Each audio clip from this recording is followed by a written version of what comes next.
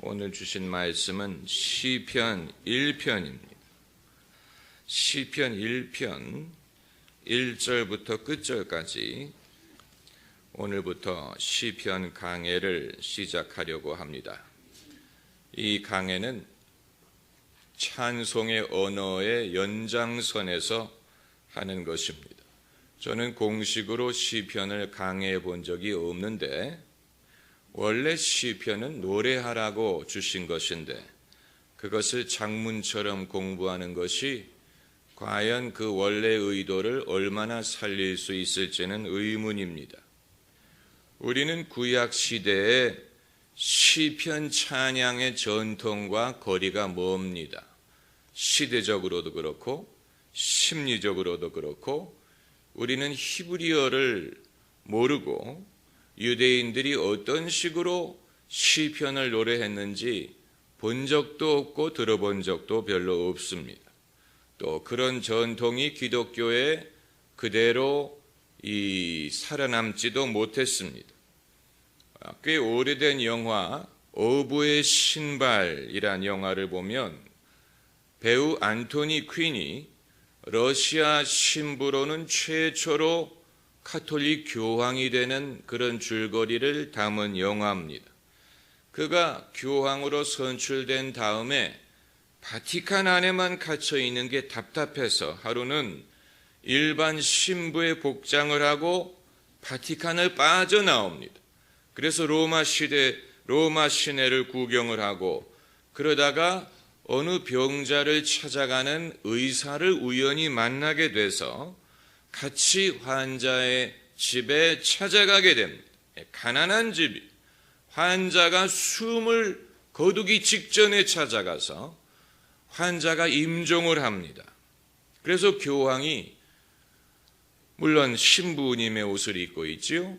종부성사를 하려고 하니까 그 가족들이 저희는 카톨릭이 아니고 유태인들입니다. 이렇게 말합니다. 그랬더니 교황이 유태인 랍비가 하는 식으로 한 손으로 눈을 가리고 히브리어로 노래를 부릅니다. 그것을 듣고는 가족들이 모자를 벗고 함께 기도를 합니다. 아주 그 감동적인 장면 중에 하나인데 그렇죠. 카톨릭 신자가 아닌 사람에게 카톨릭식의 의식을 요구할 수는 없고 그들이 이해하고 그들이 받아들일 수 있는 방법으로 하나님의 위로를 전달해야 되지 않겠습니까? 저는 그 영화를 볼 때 안토니 퀸이 히브리어로 뭐라고 말을 했는지 알지를 못했는데 시편 공부를 하면서 그것이 시편을 노래한 것이었겠구나 이렇게 생각을 하게 되었습니다. 왜냐하면 시편 중에는 장례식용 시편이 있습니다. 그래서 그 당시에 유대인들이 장례식에 시편을 노래했다고 합니다. 여러분이 잘 아시는 시편 23편도 장례식에 자주 불렀던 시편이었다는 사실을 아십니까? 시편이 모두 150개로 되어 있는데 그 중에는 장례식 용도 있고 결혼식 용도 있고 또 왕의 대관식 용도 있고 여러 용도의 시편이 여기에 포함이 되어 있습니다. 그러면 누가 시편을 썼느냐? 한 명이 아니고 여러 명이 썼습니다. 여러분이 시편의 장마다 보면은 이 3편에서부터 보면은 그 1절 그 위에 장수가 있는 곳에 괄호 열고 다윗이 그 아들 압살롬을 피할 때 지은 시라고 되어 있죠. 4장을 보면 다윗의 시 영장으로 현하게 맞춘 노래, 그러니까 그 시를 작시한 사람, 또 어떤 식으로 그 노래를 부를 것, 어떤 악기로 할 것, 이런 지시사항이 있는 것을 볼 수가 있습니다. 모두 150편 중에 한 반 정도가 다윗의 이름이 저자로 기록이 되어 있지만 다윗이 다 쓴 것인지 아니면 그가 편찬을 한 것인지 아니면 그의 시대의 사람들에게 시편 작시와 작곡을 장려한 것인지 그것은 우리가 알 수 없습니다. 역대상을 보면 다윗이 성막에서 일하는 제사장들에게 시편을 부르게 하고 악기를 연주하게 했다는 구절을 볼 수가 있습니다. 그 말은 성막 예배에 시편이 이미 포함됐었다는 사실, 그들이 부르는 찬송시가 있었다는 사실, 그리고 악기를 동원했다는 사실을 볼 수가 있습니다. 시편에는 여러 종류의 시가 있어요. 한 가지만 있는 것이 아니에요. 가장 흔한 것이 찬송시입니다. 하나님을 찬양하는 찬송용의 시편이 있고, 그리고 애통과 간구의 시편도 많습니다. 하나님 어느 때까지니까 내 눈물이 내 밥이 되었나이다. 이런 식으로 이 슬픔 중에 하나님에게 고난을 말씀드리고 하나님에게 이 마음을 털어놓는 그런 시가 있고, 그리고 지혜와 교훈의 시편도 있습니다. 오늘 우리가 읽는 시편 1편은 지혜와 교훈의 시입니다. 우리가 150편을 다 공부할 수는 없고 그 중에 대표적인 것 몇 개를 다루려고 합니다. 우리가 제일 잘 아는 시편이 이제 23편, 119편, 그리고 시편 1편, 그렇지 않습니까? 오늘 이 시편 1편을 통해서 우리는 그 당시의 유대인들이 어떤 식으로 신앙생활을 했는지, 그들의 신앙의 핵심을 차지했던 것이 무엇인지를 엿보고자 합니다. 오늘 본문을 보면 복 있는 사람은 악인의 꾀를 쫓지 아니하며 죄인의 길에 서지 아니하며 오만한 자의 자리에 앉지 아니하고 오직 여호와의 율법을 즐거워하여 그 율법을 주야로 묵상하는 자로다라고 했습니다. 우리는 흔히 신약 성경에서 율법이란 말을 접할 때는 부정적인 그런 뉘앙스를 갖습니다. 은혜와 대비되는 개념으로서 율법의 행함이 아닌 믿음으로 의롭다함을 얻는다고 했기 때문에 율법을 좀 부정적인 그런 차원에서 우리가 볼 때가 많이 있는데, 여기에서 율법이라 함은 그런 식의 율법, 은혜와 대비되는 율법을 말하는 것이 아니고 토라, 성경을 말하는 것입니다. 모세 오경, 창세기부터 신명기까지의 5개의 책을 모세 오경이라고 부르고 히브리어로는 토라라고 부르는데, 성경, 구약 성경에서 율법이라고 말할 때는 바로 그 성경을 말하는 것입니다. 그러므로 여호와의 율법을 즐거워하고 그 율법을 주야로 묵상한다는 말은 하나님의 말씀을 즐거워하고 하나님의 말씀을 주야로 묵상한다는 뜻입니다. 이것은 의미심장합니다. 하나님을 즐거워하고 하나님을 묵상한다고 하지 않고 하나님의 말씀을 즐거워하고 하나님의 말씀을 주야로 묵상한다라고 했어요. 신앙생활을 어렵게 만들지 않았다는 얘기입니다. 만일 하나님을 즐거워하고 하나님을 묵상한다라고 하면 알아듣는 사람도 있지만 그거 뭔지, 어떻게 하는 것인지 너무 애매하고 막연하고 어렵다고 생각하는 사람들이 많을 것입니다. 하나님을 믿는지 안 믿는지도 제대로 알 수 없는데, 하나님이 어떤 분인지도 제대로 알지 못하는데 어떻게 하나님을 묵상한다는 얘기입니까? 그러나 하나님의 말씀을 묵상한다, 하나님의 말씀을 즐거워한다, 이건 누구든지 할 수 있는 일이고 초신자도 할 수 있는 일이고 어떻게 하는지가 더 분명하고 확실한 것입니다. 그러니까 사람들에게 신앙생활을 어렵고 애매하고 특별한 은사나 특별한 영성을 가진 사람만이 할 수 있는 것이 아닌 누구든지 초보자도 쉽게 접근할 수 있는 방법을 제시했다는 사실이. 여러분, 신앙생활을 시작하려는 사람에게 너무 어렵고 막연한 것을 제시하면 오히려 신앙을 갖는 데 방해가 됩니다. 제가 캐나다에서 처음 교회를 다니기 시작했을 때 학생부 전도사님이 입신에 대해서 말씀을 하셨어요.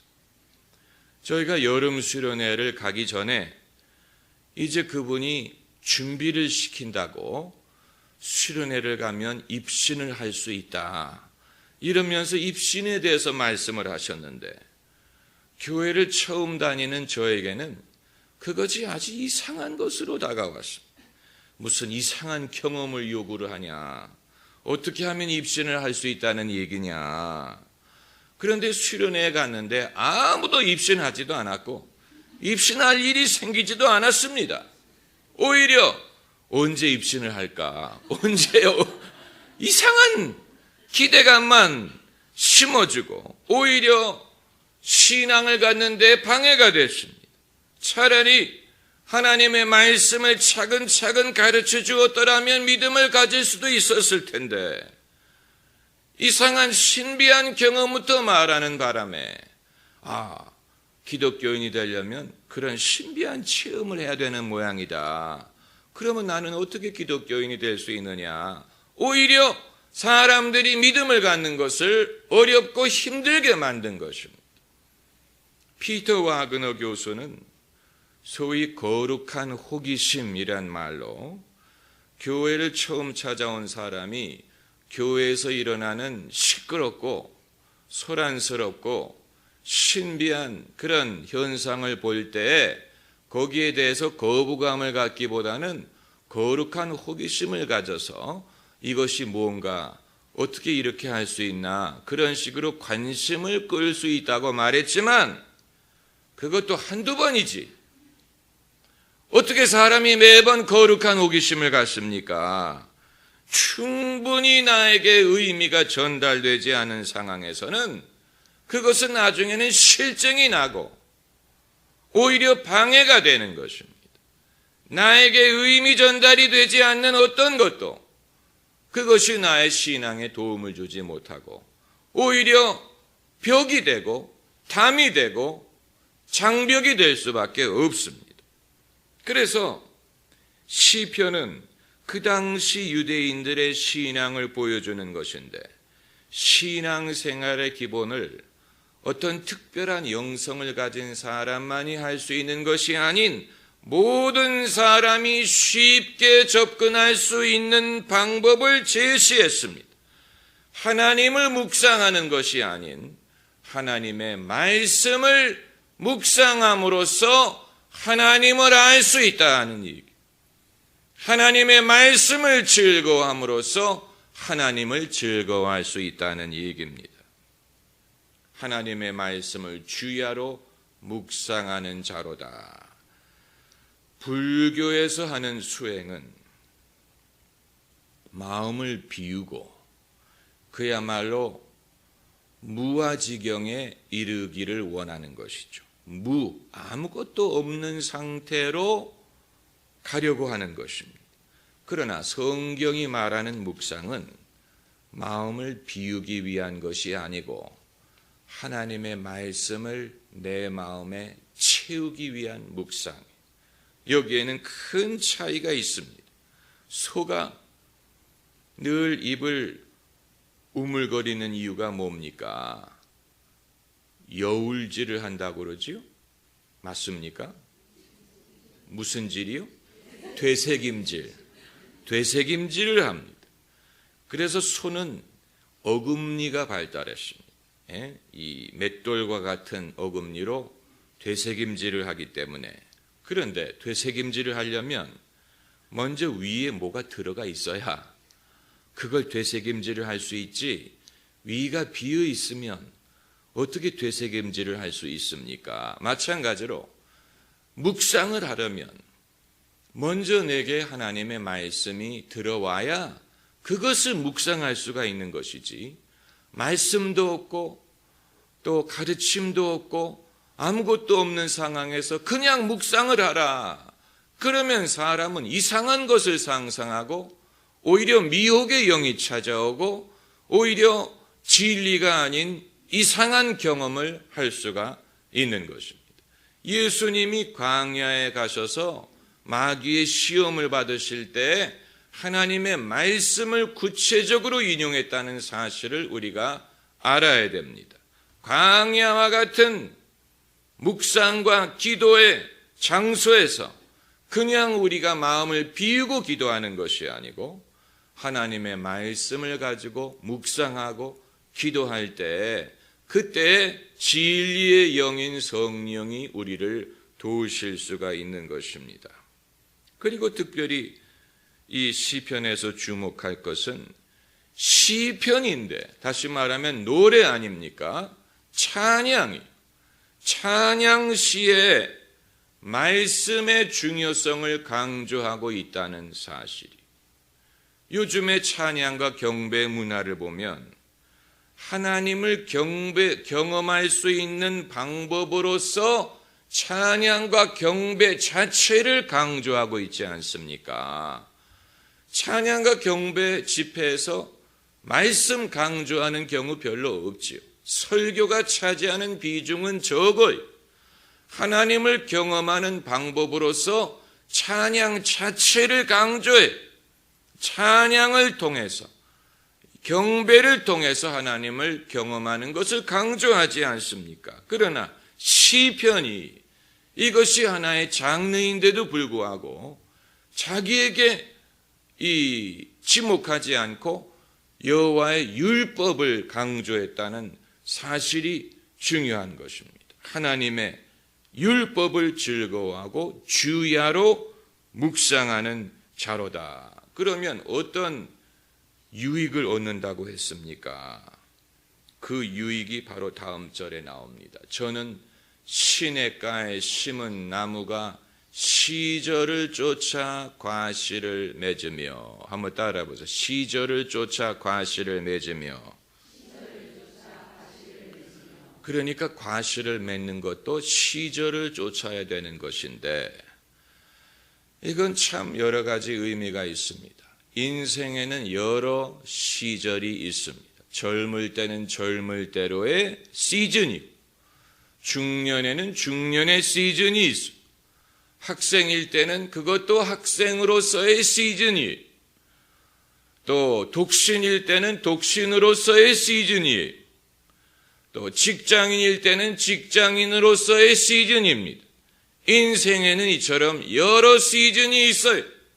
사람도 시즌에 따라서 입는 옷이 달라지는 것처럼, 그러므로 그 시즌마다 맺어야 되는 과실이 있습니다.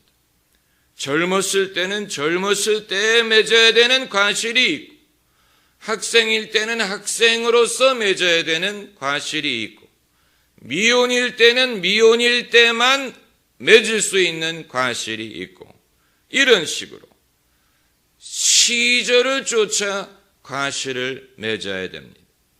그것이 복된 인생이, 여러분이 지금 어떤 시즌인지 여러분 자신이 아실 거예요.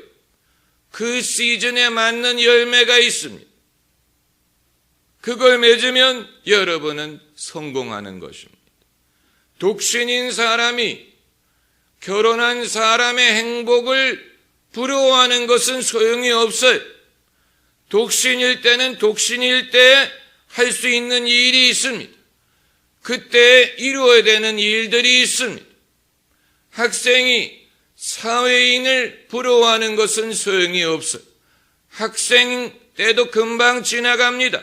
그러므로 학생일 때는 학생으로서의 그때에 맺을 수 있는 열매를 맺으면 돼. 어린이는 어린이일 때에 맺어야 되는 열매가 있어요. 시절을 쫓아 과실을 맺습니다.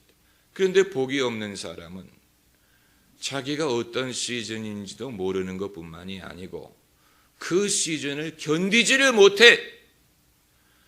그래서 빨리 지나가기만을 바라고, 그러다 보니까 그 시절에 맞는 열매를 맺지도 못하고 다음 시즌으로 넘어가기도 힘들어요. 넘어가도 준비가 되지 않아서 늘 다른 걸 바라보기 때문에 마치 너무 조숙한 아이들이, 이 10대 너무 조숙한 애들이 빨리 어른이 되고 싶어서 어른 흉내를 내고 어른처럼 옷을 입고 어른처럼 화장을 하고 어른처럼 놀러 다니고, 그런데 여러분 어른이 되니까 좋습니까? 여러분이 그렇게 기다리던 것입니까? 어른이 되니까 좋아요? 빨리 어른이 되고 싶다. 그런데 어른이 돼 보니까 별거 아니거든요. 오히려 젊었을 때가 그립죠. 청소년 시대가 그립죠. 그때가 좋았는데 그때로 돌아갔으면 좋겠다. 근데 왜 그때는 빨리 어른이 못 돼서 야단이었을까? 어차피 사람은 어른으로 70년을 삽니다. 서두를 필요 없습니다. 때가 되면 다 할 수 있습니다. 결혼이든 뭐 데이트든 뭐 직장이든 무슨 뭐 멋진 옷을 입는 것이든 때가 되면 다 할 수 있는 것인데 그걸 못 기다려가지고 빨리 어른이 되려고 그런 애들 보면 일단 젊은 시절에 해야 될 일을 하지 못하고 학생 시절에 해야 될 일을 하지 못하고 어른 빨리 조숙이 하기는 했어. 그러나 그래서 어떻게 했다는 얘기입니까? 그렇죠. 그래서 남들보다 먼저 어른이 됐어요. So what? 그래서 남들보다 먼저 뭐 시어머니를 모시겠다는 얘기입니까? 남들보다 먼저 뭐 아기를 키우겠다는 얘기입니까? 그게 그렇게 즐거운 일이에요? 그렇잖아요. 남들보다 먼저 처자식을 먹여 살려야 된다. 하나도 즐겁지 않아. 하나도 즐겁지 않아. 10대가 아버지가 됐다고 생각을 해보세요. 하나도 즐거운 게 아니에요. 어른이 이렇게 빨리 되는 게 좋은 일이 아니에요. 그러니까 복이 없는 사람은 자기가 지금 처해 있는 그 시즌이 뭔지도 모르고 그게 뭘 위한 것인지도 모르고 지금 어떤 열매를 맺어야 되는지도 모르고 빨리 다른 시즌을 기다려. 시즌이 바뀌기만을 기다려. 항상 그런 식으로 살아. 그건 복이 있는 것이 아닙니다. 복이 있는 사람은 시냇가에 심은 나무가 시절을 쫓아 과실을 맺으며 그 잎사귀가 마르지 아니함 같으니, 잎사귀라는 것은 그 사람의 상태를 보여주는 것입니다. 우리가 항상 열매를 맺지는 않더라도 잎사귀가 무성하고 건강해야지. 잎사귀가 삐쩍 말라있는 사람, 잎사귀가 다 죽어가는 사람, 그건 영적으로 고갈된 인생. 우리의 잎사귀가 마르지 않는다는 것을 무엇을 통해서 알 수 있느냐? 그 사람의 기도와 그 사람의 영혼의 상태를 보고 알 수 있습니다.